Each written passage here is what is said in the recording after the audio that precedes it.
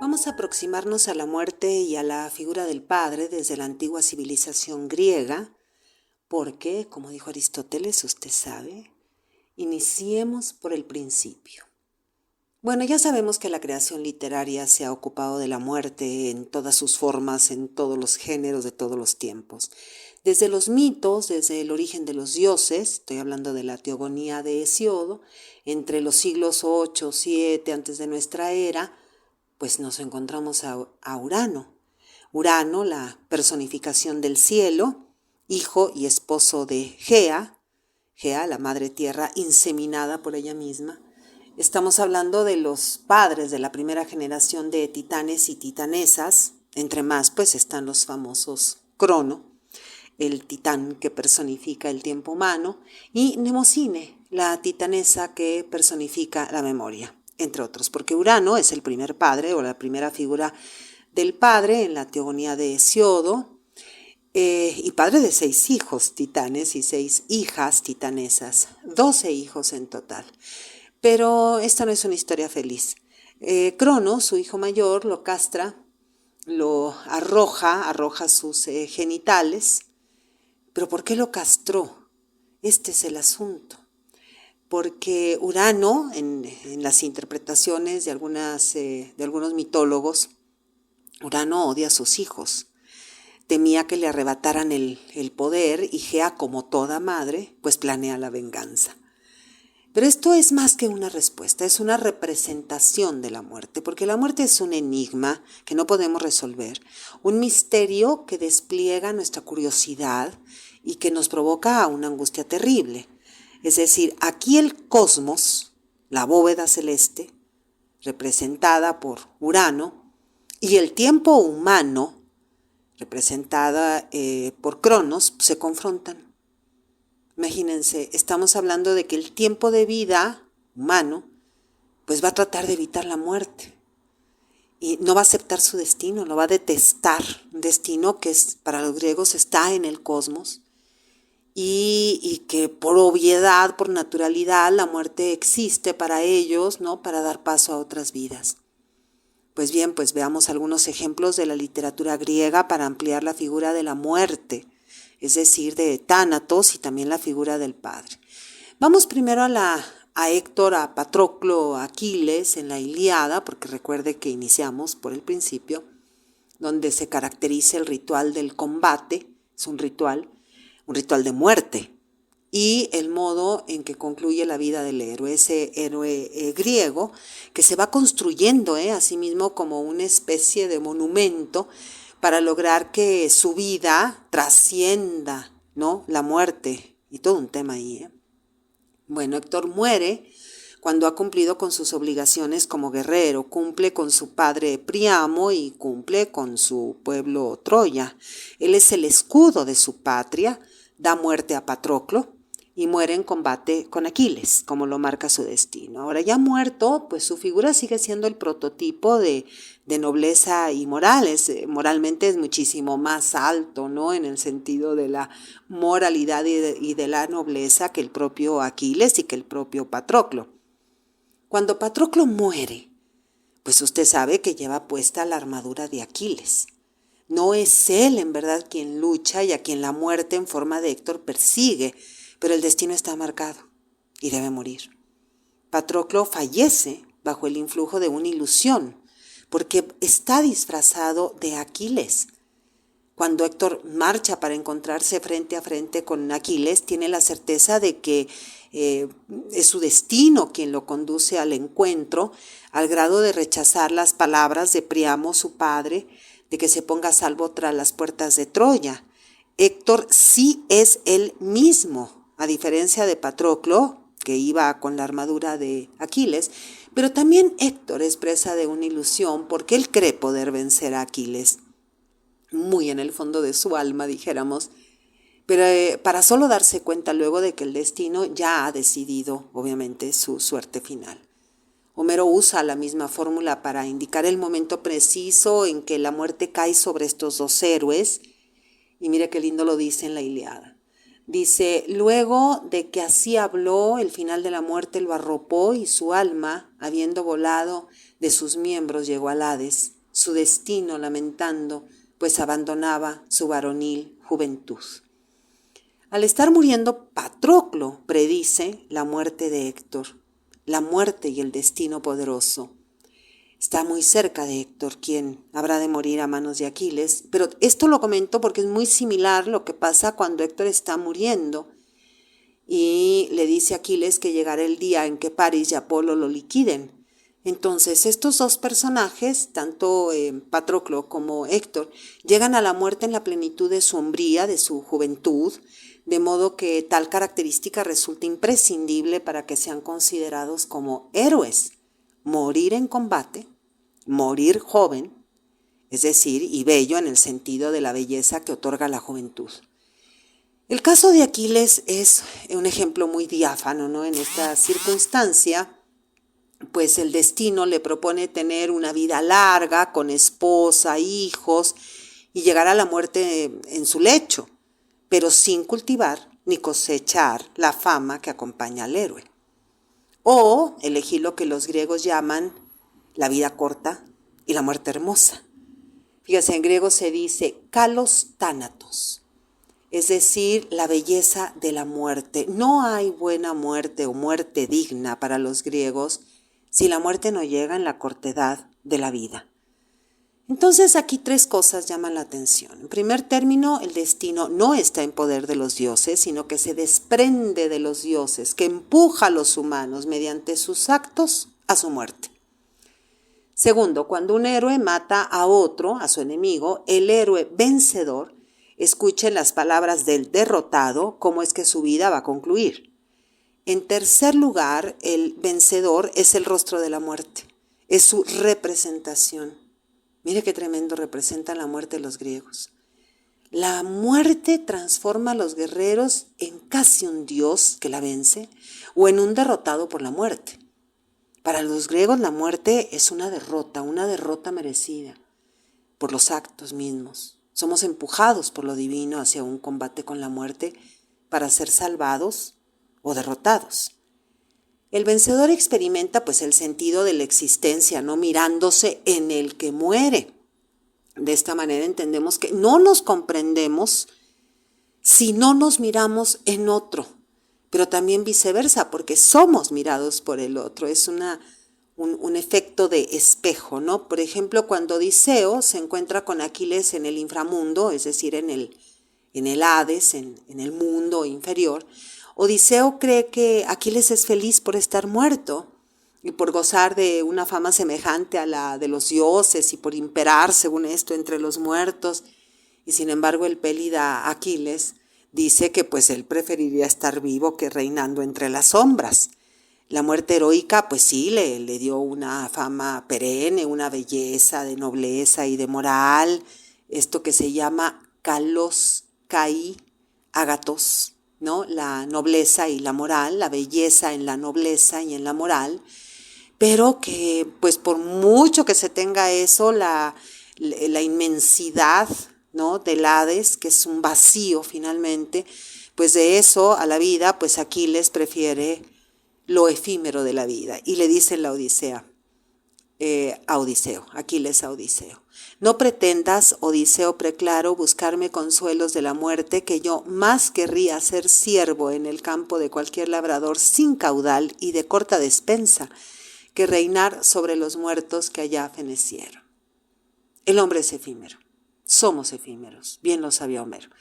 Sin embargo, la sociedad que retrató, estoy hablando de la sociedad griega, que Homero retrata, pues basa el reconocimiento social en la construcción del héroe, como después lo vamos a ver en el helenismo con Alejandro, quien demostraba que era digno de sí mismo, un héroe digno de sí mismo, digno de su familia, digno de la comunidad. ¿Y por qué digno? Porque para ser un héroe hay que tener habilidad política y además pues habilidad en el campo de batalla. En el honor del héroe está el honor de la muerte, morir con honor. Y la vida se aprecia en la medida en que se sabe efímera. Los griegos miran a la vida de frente para intensificar cada momento. No huyen de la muerte. La muerte se deja, ¿no? Es decir, estamos en vida y se deja para después. ¿Pero por qué se deja para después? Porque se sabe que es inevitable y que hay que buscar, obviamente, la fama, porque la vida es fugaz. Dice Arquímedes, nadie de honor ni fama, una vez muerto, goza entre sus convecinos. En vida preferimos buscar de los vivientes la simpatía. El muerto, lo peor de todo, siempre y en todas partes sufre. ¿Por qué sufre? ¿Por qué sufre el muerto? Cuando decimos ya descansó, no, pues para los griegos eso no era real, como que ya descansó. Porque la muerte para los griegos es un vacío, es irse a un espacio inmenso, oscuro en el sentido de que está vacío, como una especie de caos, ¿no? Donde está la soledad eterna. La muerte es la soledad eterna, que pone fin pues a la efímera condición humana, donde todos nos sentimos o buscamos estar acompañados por otros. Veamos entonces, los héroes épicos asumen la muerte con valentía y agrado, pero ¿qué cree? Que los poetas líricos griegos no. Los poetas líricos griegos pues no lo ven tanto con valentía y agrado a la muerte, no hay una especie de heroicidad, ¿no?, del poeta. El poeta lo que busca es una manera de conjurar la pesadez de la muerte, gozando la vida. Trata de gozar la vida lo más que puede, pero para conjurar esa pesadez, ese vacío, esa vacuidad, esa soledad. Para Anacronte la vida es una alternancia, ¿no? Ya lo sabemos, y para todos los griegos esa alternancia entre la aventura y la desventura, ¿no? Pues la vida no es más que males, ¿no? El bien y el mal, ¿no? Nos va bien, nos va mal, hasta que se hace presente la muerte, pero con esa vejez, ¿no?, en su antesala, que es terrible para los griegos. Los griegos van a tratar de evitar lo más que se pueda pasar por la antesala de la vejez. Y los griegos saben y tienen esa idea de que la muerte es un viaje sin retorno, porque el espacio de la muerte, ese espacio inmenso, infinito, vacío, es inferior, está metafóricamente abajo, ¿no? La vida metafóricamente arriba. Entonces es un viaje hacia abajo, y pues ya sabemos que quien baja nunca sube o nunca vuelve más a subir. Pero hay otro tipo de viaje que se relaciona más con la idea de alteridad, es decir, el otro que me mira y que es mirado por mí, donde yo me reconozco, ¿no?, donde nos reconocemos en los demás. Un viaje hacia lo desconocido, lo extraño, lo incivilizado, donde el peligro de morir pues es constante. ¿De qué estamos hablando? Pues del viaje de Odiseo, esa prueba fatal, pues el librarla, ¿no?, de librar cada aventura y seguir con vida. De todo el ejército que lo acompaña de Troya a Ítaca, solo él sobrevive. Y cada aventura que el héroe Odiseo experimenta, pues pone en juego su inteligencia. Odiseo, pues ya sabemos, es el nexo entre dos mundos, entre el mundo de la civilización y el mundo de la barbarie. Es decir, él es un griego civilizado, inteligentísimo, que se enfrenta a lo monstruoso, a lo bárbaro, a la animalidad en cada aventura, ¿no? Cicones, lotófagos, cíclopes, lestrigones, sirenas, a Circe, la hechicera, a Caribdis, a Escila, ¿no?, y demás. Y pues se nota que Odiseo está muy alejado de la muerte, muy alejado del Hades, porque logra salir ileso de todas las desventuras. Llega a Ítaca e incluso todavía ahí se enfrenta a los pretendientes de Penélope. Odiseo encontró en su viaje ese mundo desconocido, poblado de seres mitológicos, seres monstruosos, con el rostro de la muerte. Un rostro que está muy presente en la tragedia griega. Fíjese bien aquí qué importancia tiene el rostro, ¿no? Por un lado, el rostro de la muerte lo encontramos en Héctor cuando confronta y mata a Patroclo, que está disfrazado de Aquiles. Por otro lado, la muerte en el rostro de Aquiles, que mata y arrastra, y ya sabemos toda esta situación épica, a Héctor. Y bueno, obviamente un rostro que va a estar muy presente en la tragedia mediante la máscara trágica, por medio de la cual se comprende la existencia humana. A ver, vamos a ver. Esa máscara que nosotros vemos con una especie de sonrisa, entre comillas, es el rostro del ser. Es decir, un ser representado por la sonrisa. ¿Pero qué le hace sonreír? Pues le hace sonreír que sabe quién es. Es decir, es la máscara de la identidad. Yo sé quién soy. Y por tanto, sé lo que me espera. Y sé de alguna manera lo que tengo que ir resolviendo a lo largo de mi vida y que eso no va a evitar que yo muera. Es el famosísimo Conócete a ti mismo que está inscrito en el oráculo de Delfos. Esa es la carita, ¿no? Que parece que está sonriendo.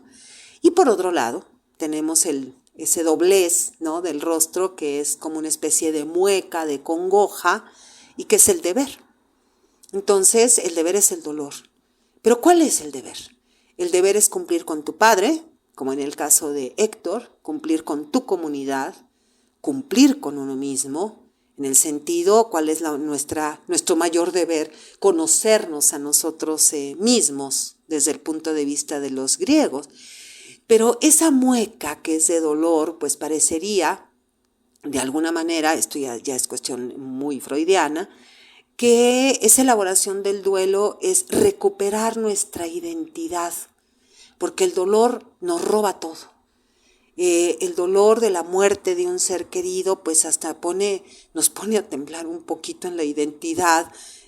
Quizá empezamos a desconocernos un poquito a nosotros mismos, ¿no? Entonces esa elaboración del duelo es volver a recuperar la identidad o por lo menos entender, ¿no? O reentender quién es uno mismo frente al dolor. Entonces, hasta aquí, pues en general esas tres ideas sobre la muerte que corresponden a los distintos géneros de la poesía, ¿no? Entonces tenemos la muerte heroica, propia de la poesía homérica, por otra parte la oposición entre la vida y la muerte, que los poetas líricos resaltaron a fin de comprender el sentido efímero de la existencia y de la vanidad de la fama, y la representación de la muerte con la máscara, que lo tenemos en la poesía trágica. Entonces, la muerte heroica, el hombre efímero y la máscara, ¿no? Entonces, de algún modo estaríamos diciendo que queremos trascender la muerte, que tenemos que entender que la vida es sumamente efímera, y por otro lado, pues también tenemos que entender que la muerte está agazapada en la vida misma, como enmascarada, bajo los rostros, fíjese, de hipnos, que es el sueño, que la muerte para los griegos también es como un sueño eterno, ¿no? Ponos, que es el esfuerzo por seguir viviendo, por sobrevivir, todos estamos en ese esfuerzo constantemente para no morirnos. Geras, que es terrible, la vejez, la antesala que todos tememos. Y limos, que es el hambre, pero no el hambre de comida, sino una vida insatisfecha, porque si tenemos una vida insatisfecha y llegamos con esa insatisfacción a la muerte, pues la agonía no lo va a cobrar, ¿eh? Son esas agonías terribles que el destino nos pone delante. Bueno, vamos rápidamente, yo digo rápidamente y mis podcasts ahora que son larguísimos, pero bueno, espero que disfrute, pues yo lo hago mucho. Bueno, vamos a Priamo, rey de Troya. Padre, aquí toda esta cuestión está vinculada al padre, ¿no? Y al hijo, que es lo que nos ocupa con Polóster y la invención de la soledad.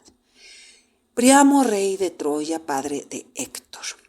En la Ilíada, pues Priamo, ya lo sabemos, es descrito, es muy generoso, anciano, amado por su pueblo, respetado, admirado por su esposa, por sus hijos.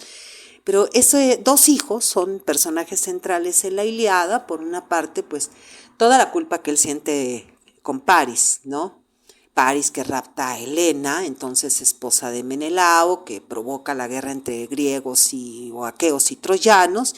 Y por otra parte, pues está la figurototota, ¿no? De Héctor, el guerrero incansable, el hombre de honor, el gran orgullo del padre de Priamo, su gran primogénito, un príncipe pues muy venerable, ¿no? Cuando la guerra estaba pues en pleno desarrollo, Aquiles, por conflictos internos de sí mismo y con Agamenón, que también tiene muchas broncas, rey de los aqueos, pues decide no participar en la guerra. Los antiguos griegos sabían que sin la intervención de Aquiles, el guerrero más poderoso e invencible, y sin el apoyo de Zeus existían pues muchas posibilidades de perder la guerra.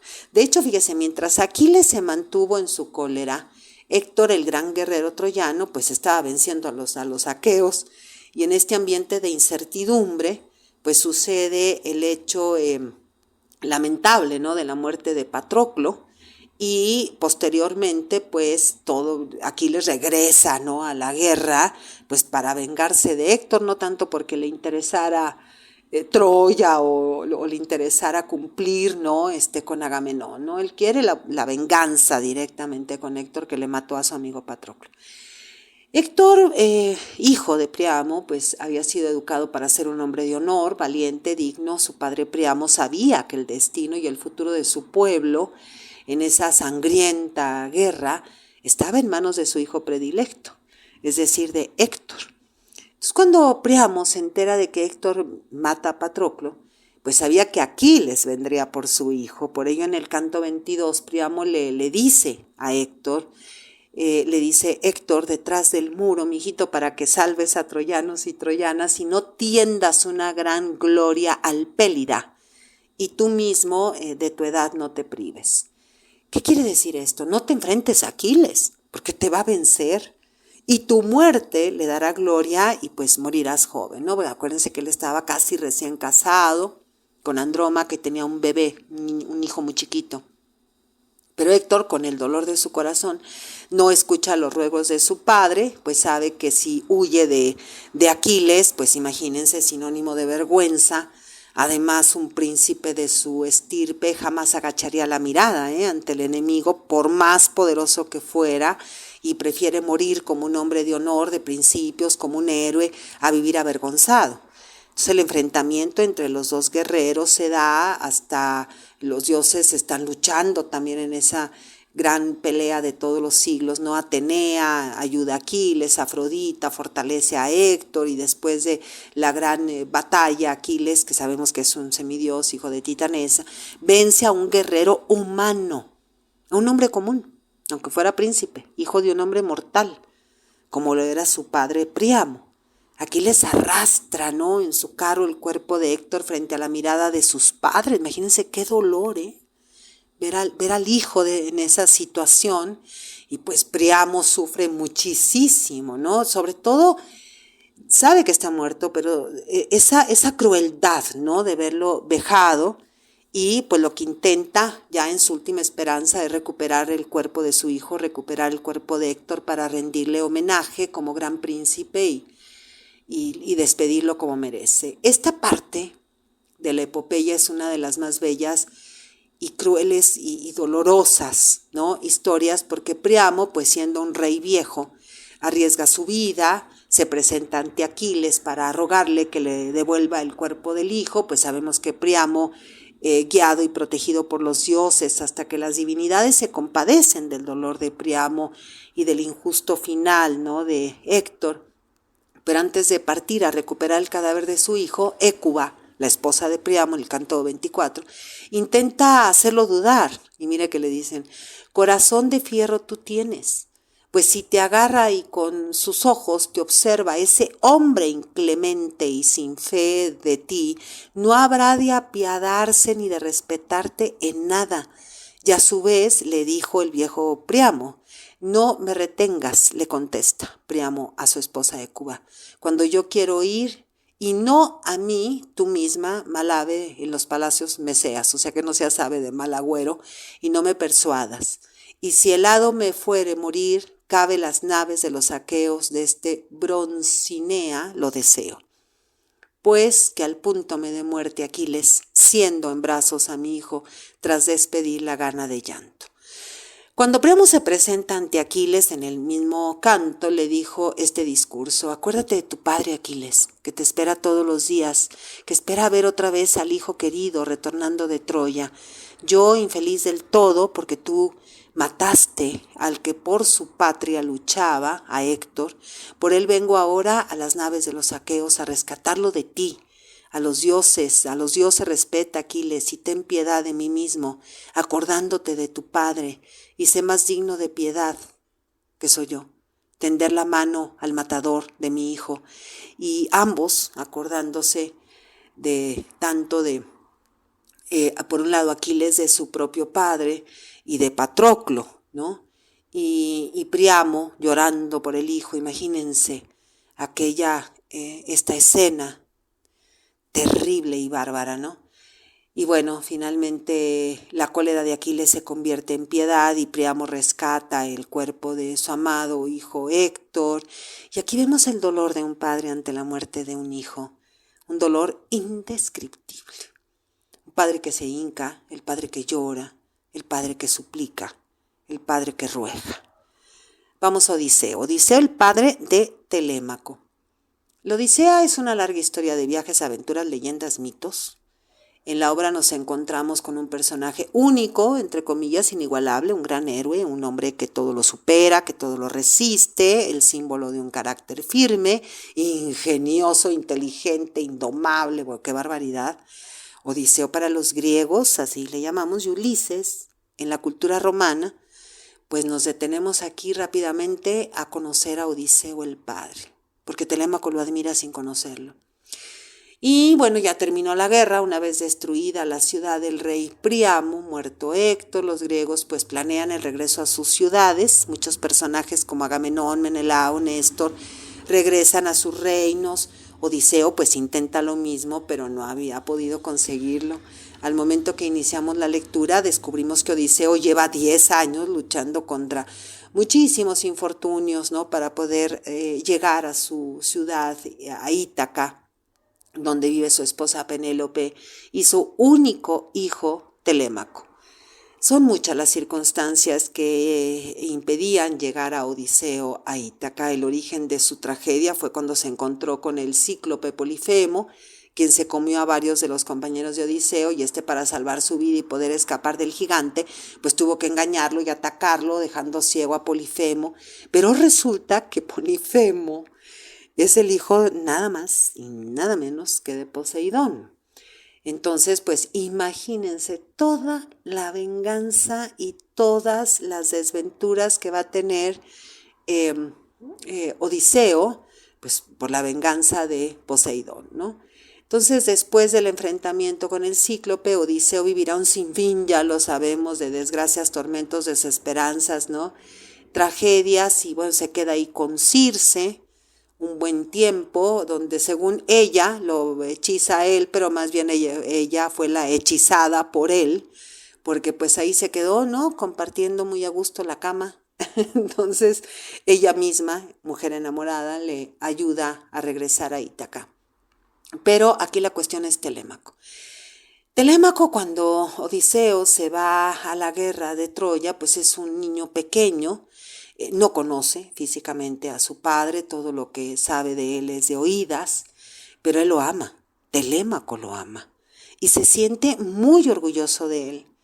Él creció escuchando que era un hombre de honor, generoso, ingenioso, muy querido por los dioses, un gran esposo, un rey admirado, respetado, un hombre de principios, de valores. Miren nada más todo lo que le añaden como, vamos a decir, como cualidades o como valores a los padres, Mucho cuidado con los padres griegos, porque si nos vamos a Priamo, híjole, el modelo es altísimo. Si nos vamos al Priamo padre, ¿no? Nos vamos a Odiseo padre, pues miren nada más todo este modelo, cómo le hacemos para lograr que los hombres terrenales, ¿no? Fuera de la literatura, alcancen todos estos valores y sean ejemplo para sus hijos, pero un ejemplo no vivo, un ejemplo de historias, un ejemplo de oídas, del hijo que escucha las historias acerca de su padre, imagínense, y que además lo que hace Telémaco es tratar de esforzarse para ser como él y ser una figura digna, ¿no?, de su propio padre. Entonces vemos a Penélope y Telémaco que la están pasando muy mal, no está Odiseo, tienen que cuidar sus bienes y sus propiedades, y entonces pues obviamente lo que vemos es que de alguna manera los tres son muy ingeniosos, porque así como Penélope está teje y desteje, y Telémaco se va, ¿no?, de viaje pues a buscar a su padre, a investigar dónde está, y por otro lado Odiseo combatiendo con todos estos monstruos, ¿no?, o el mundo de lo monstruoso, pues ¿qué vemos? Pues vemos a una familia de seres inteligentes, de seres astutos, ¿no?, de seres que intentan sobrevivir a como de lugar. Y llega Odiseo a Ítaca. ¿Y cómo se presenta ante su hijo Telémaco? Telémaco, no conviene que te admires de tan extraordinaria manera, ni que te asombres de tener a tu padre aquí dentro, pues ya no vendrá otro Odiseo, que ese soy yo, tal como ahora me ves, que habiendo padecido y vagado mucho, torno en el 20º año a la patria tierra. Dichas estas palabras, pues se sentó Telémaco, abraza, ya estoy parafraseando, abraza a su padre, ¿no?, entre sollozos y lágrimas.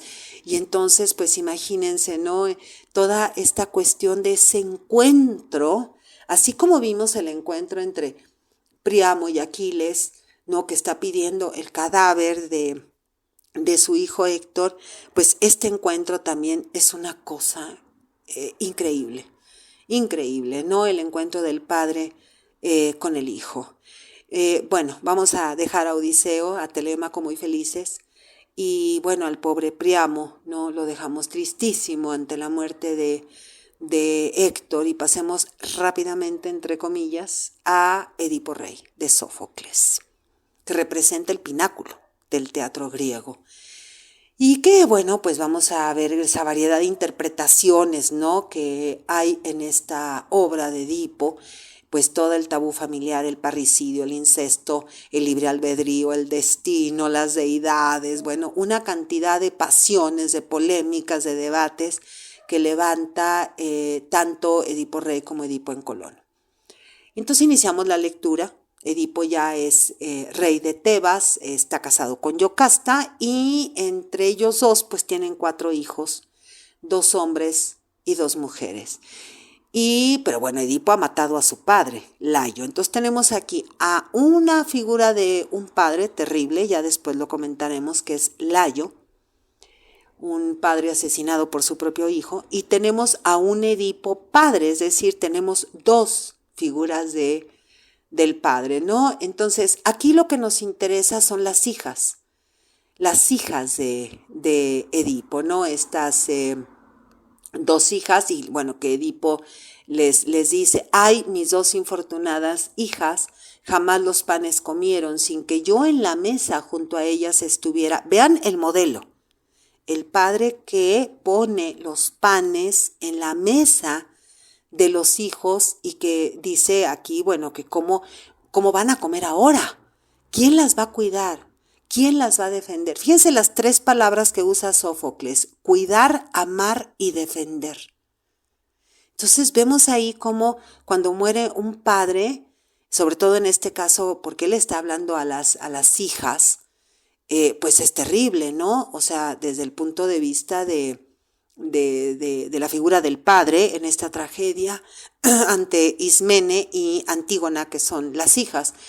Y bueno, pues ya sabemos que cuando Edipo se entera de que él ha matado a su padre sin saber que era su padre Layo, pues es desterrado. Y vemos aquí también una cuestión muy importante en la figura del padre, porque al ser desterrado y ya ciego, porque se pica los ojos y Yocasta se suicida, las hijas, sobre todo en este caso Antígona, van a cuidar a su padre, se va al exilio con él.